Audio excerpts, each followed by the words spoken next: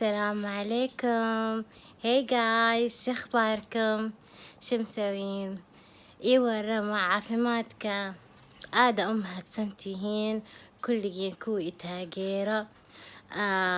صراحة markaan aad iyo aad aan ku farxay لايكات badan ay siiseen insha Allah subscription-kana woo batay insha Allahna mararka dambe inay sii bato mawduucii ugu dambeeyay aan ka hadlayay wuxuu ahaa jacaylka dad badanaana jeclaaday okay anna waan ku faraxsanahay hadda su'aalo badan aan ka helay mawduucaas dad badanaa su'aalo isoo su'aaleen hal su'aal aan rabaa su'aalihii isoo su'aalay su'aal oo midkood aan rabaa inaan ka jawaabo su'aasha waxay ahayd maraaxil xub muxuu yahay marxaladaha oo jacaylka oo maraayo muxuu yahay marxaladaha oo jacaylka oo maraayo waxaa waayay sida qofka markuu dabaal barahayo hadda qofka markuu dabaal barahayo طبعا أول شيء muxuu sameeyaa baduu tagaa kabuhu iska siibaa okay lugtiisoo geliyaa badda oo fiirihaa inay qabowdahay inay kulushahay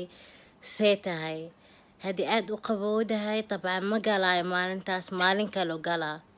haddii caadi tahay طبعا wuu galaa soo maaha بعدين inuu gudaha aad u galo lama rabo dhexdaa la rabaa inuu joogo oo isku dayo inuu dabaasho oo lugihiisa dhulka ka qaado oo gacmihiisana dhaqaajiyo asiga oo meeshii dhexdii joogo laakiin dadka qaarkood way isku tuuraan gudaha ase aakhir shay maxaa ku dhaco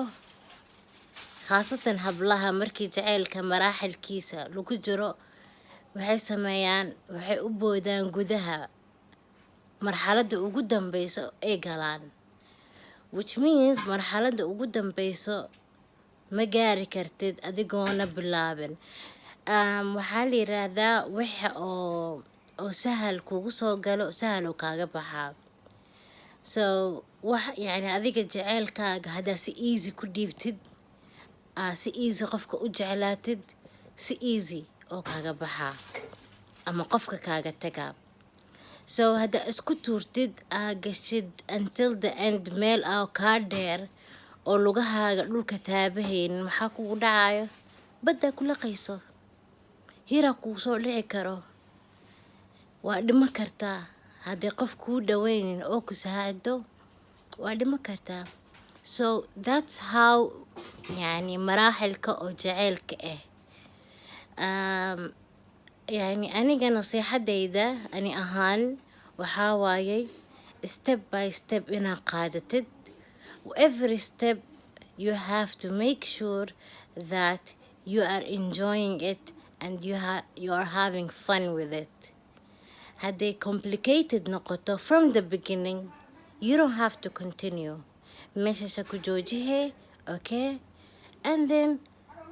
next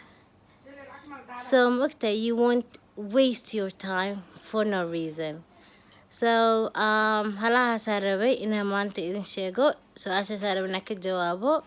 waana ku mahadsantihiin aad iyo aad inaa i daawatiin oo subscribe ii samaysiin oo like-kiinana wallaahi aada ugu faraxsanahay ma mahadsantihiin guys thank you bye